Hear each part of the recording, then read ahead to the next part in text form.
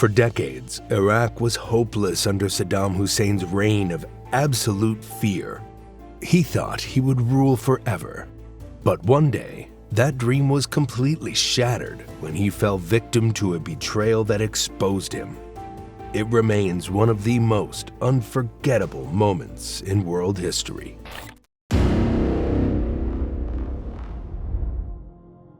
It was March 20th, 2003, before his actual capture.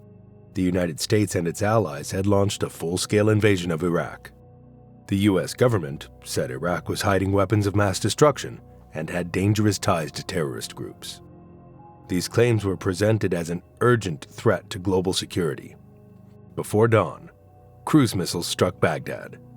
Air raid sirens wailed as explosions hit government buildings, military sites, and communication centers. The Iraqi military collapsed much faster than anyone expected. Years of sanctions had weakened the country, and many soldiers were poorly equipped, unpaid, and exhausted. Entire units deserted their positions. Some soldiers removed their uniforms and went home to protect their families. Others surrendered without firing a single shot. As U.S. and coalition forces advanced rapidly from the south, Iraqi defenses simply fell apart. By early April, resistance around Baghdad was scattered and unorganized. On April 9, 2003, American forces entered the city. That same day, Saddam's massive statue in Firdos Square was pulled down. The moment was broadcast across the world and quickly became a symbol of victory. To people watching from outside Iraq, it looked like the war was over and the dictator was finished. But inside Iraq, Saddam was nowhere to be found. There was no clear proof of death. American intelligence believed that he had survived the early bombing campaign, even though several major airstrikes had targeted buildings where he was thought to be hiding. Rumors spread quickly across Iraq and beyond. Some people believed he had escaped to Syria using secret routes built years earlier. Others claimed he had crossed into Iran. There were also stories that he was already dead, buried quietly by loyal followers to avoid public humiliation. No one knew what to believe. His absence didn't bring peace. Former officials from his regime went into hiding, afraid of revenge or arrest. Loyal supporters began to regroup, forming armed cells that attacked U.S. patrols with roadside bombs and ambushes. Week by week, attacks increased. Lawlessness spread as prisons were emptied and government control collapsed. Ordinary Iraqis feared both the old regime's return and the chaos filling the streets. As the search stalled, U.S. Central Command introduced a simple but powerful idea. They released a standard deck of playing cards, but instead of numbers and symbols, each card showed the face of a senior figure from Saddam's regime. The cards included military commanders, intelligence chiefs, and political leaders who had helped Saddam stay in power for decades. Saddam himself was placed at the top as the ace of spades, marking him as the most wanted man in Iraq. The deck was designed for everyday use by soldiers on the ground. Many Iraqi men already played cards, and these decks quickly spread through checkpoints, homes, cafes, and police stations. The message was easy to understand. The old leadership was being hunted, and no one was beyond reach. As weeks passed, arrests and deaths began to match the cards. One by one, key figures were captured or killed. Each announcement confirmed that the list was real and that the hunt was closing in. The most shocking blow came on July 22, 2003 in the northern city of Mosul. Acting on a tip, U.S. forces surrounded a house believed to be hiding Saddam's sons. After a long firefight, Uday Hussain and Qusay Hussain were killed. Uday had been known for extreme violence, sexual abuse, and reckless behavior, while Qusay controlled elite military units and much of Iraq's internal security. Their deaths were confirmed through DNA testing. This moment changed everything. Saddam had lost his sons, the men expected to inherit his power and protect his escape. Many loyalists realized the regime was truly finished. Fear shifted sides. People who had once stayed silent began to speak. Former guards were detained and questioned. Messengers who had carried food and notes were arrested. Safe houses were exposed. Each arrest revealed another name, another location, another link in the chain. Even after these losses, Saddam himself remained unseen. No recordings appeared, no public messages were released. By mid-2003, U.S. intelligence changed its approach. Instead of chasing rumors about the exact location, they focused on the small circle near Tikrit that kept him alive. Al-Auja, a small village just outside Tikrit city, was the place where Saddam was born in April 1937. This area, later called the Sunni Triangle, was mostly Sunni Muslim and became a stronghold of Saddam's support for decades. Many of his closest allies, including top military officers, intelligence chiefs, and local administrators, came from Tikrit or nearby towns. Their loyalty was personal, not just political, and it ran deep. Saddam trusted people from this region more than anyone else in the country. During his years in power, he relied on Tikrit-born generals to lead his elite Republican Guard, his intelligence agencies, and even his personal security. This made Tikrit more than just his birthplace. It became one of the most dangerous areas in Iraq for coalition forces. American and Allied troops knew that many former Ba'ath Party officials, military leaders, and loyalists had fled there to hide. The region quickly became a focus of intense raids. U.S. forces conducted hundreds of operations across villages, farms, and towns, detaining hundreds of men suspected of working for Saddam or hiding him. Military teams uncovered underground bunkers, secret passageways, and hidden rooms. Local residents were questioned repeatedly, and movement in the villages was monitored closely. Despite the massive presence of soldiers and checkpoints, Saddam always stayed one step ahead. By late 2003, U.S. intelligence analysts had begun to see a pattern in his movements. He stayed within a small radius around Tikrit, moving constantly, but never leaving the area. He avoided modern communication completely. No phones, no radios, no internet. He relied entirely on trusted locals to deliver messages, food, and supplies. Every movement was carefully planned, but it was basic, low-tech, and highly secretive. Reports from intelligence and local informants described Saddam living in harsh conditions. Sometimes he slept in farmhouses with loyal families, sometimes in abandoned buildings, and occasionally in small dugout holes in the ground. His hiding places were cramped and uncomfortable. He changed locations often, sometimes moving several times a day to avoid being tracked. The contrast was stark. The man who once commanded armies, controlled the nation, and lived surrounded by wealth and power was now reduced to hiding in holes and empty houses, constantly on the move, always in fear.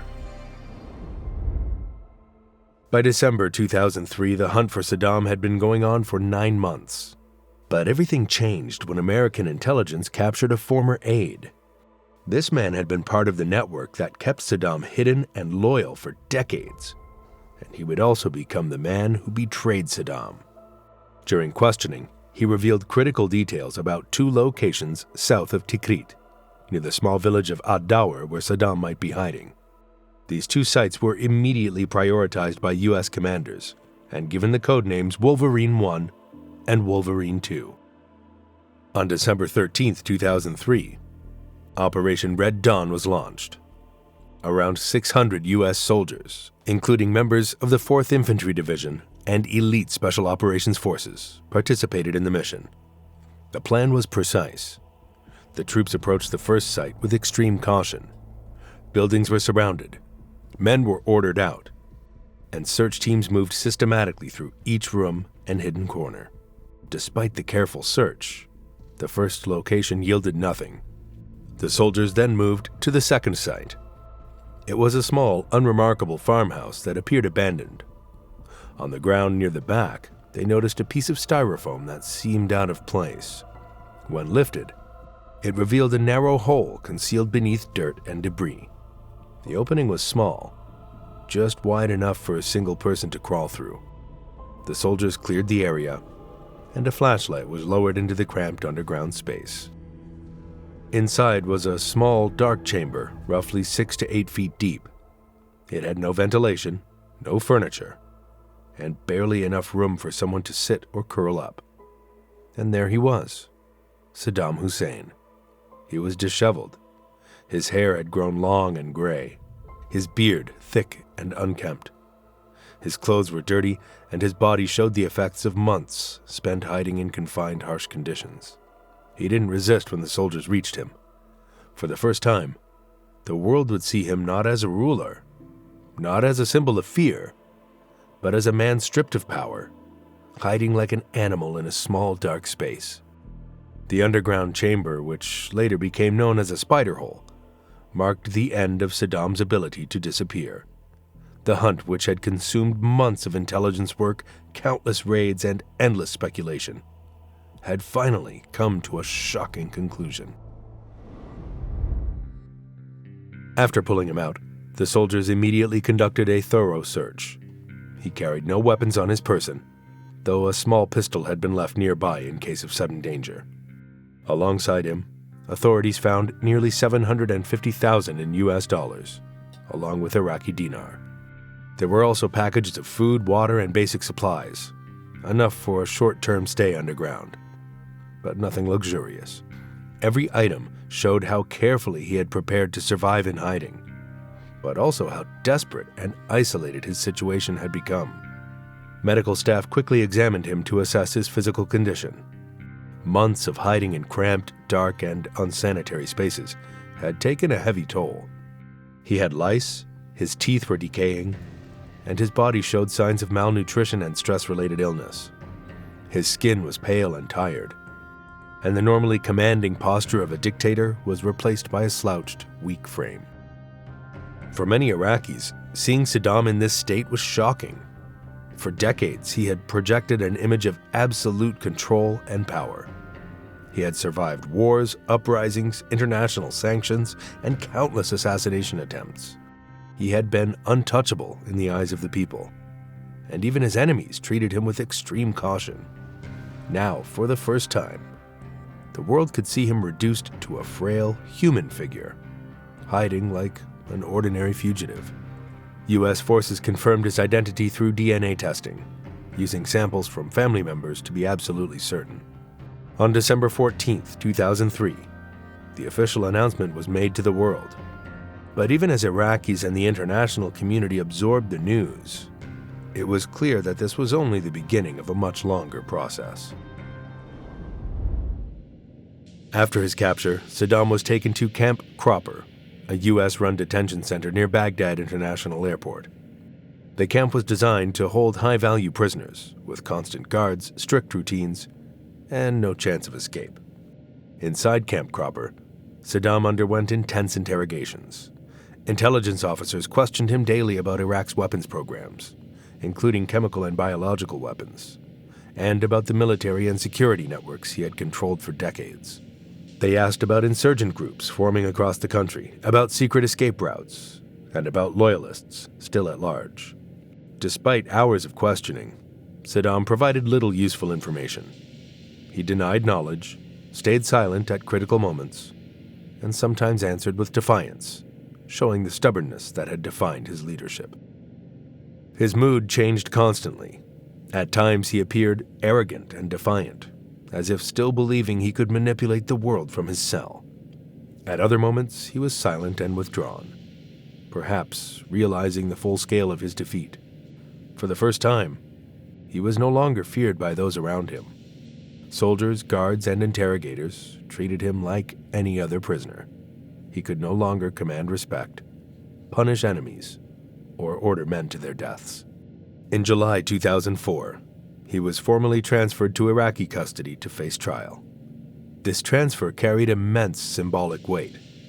After decades of ruling with absolute power, he would now be judged by the very nation he had controlled with terror. For many Iraqis, this moment was a long-awaited chance for justice. At the same time, others feared what might come next. Saddam's loyalists were still active across Iraq, and there were concerns about escalating violence, revenge attacks, and further instability. The trial began in October 2005, more than 2 years after his capture. He was formally charged with crimes against humanity, focusing on the massacre in Dujail in 1982, where 148 Shiite men and boys were killed after an attempt on his life. This trial was meant to be Iraq's chance to hold its former dictator accountable, but it quickly became a chaotic and dangerous process. Judges received threats, security concerns were constant, and some defense lawyers were even murdered. Courtroom sessions often erupted into shouting matches, interruptions, and arguments between lawyers, witnesses, and Saddam himself. Despite the chaos, the evidence was undeniable. Documents recovered from government archives clearly showed his orders for arrests, torture, and executions. Written records contained signatures and stamps confirming his direct involvement in the killings. Survivors testified about the horrors of imprisonment under Saddam's regime, describing overcrowded cells, brutal beatings, and the sudden execution of family members. Families of victims recounted how entire communities had been destroyed, and how life had never been the same after the terror passed through their towns. Every story, every piece of paper, and every witness connected back to Saddam personally. For the first time in decades, he had to listen. He could no longer silence anyone. He was forced to hear names, dates, and stories of suffering that his regime had caused. Each testimony chipped away at the image of power he had worked so hard to maintain. By November 2006, the trial reached its conclusion. The judges found Saddam guilty of crimes against humanity. The verdict was clear, and the sentence was death by hanging. A date was set for the execution, and there was no possibility of escape. In the early hours of December 30th, 2006, Saddam was taken from his cell. It was the first day of Eid al-Adha, one of the most important holidays in Islam when families traditionally gather to pray and celebrate. A day of joy and faith for millions was chosen for the execution. Saddam was reportedly calm as he was escorted through the narrow corridors of Camp Justice in Kadhimiya, a heavily guarded facility in Baghdad. He showed no signs of panic or struggle.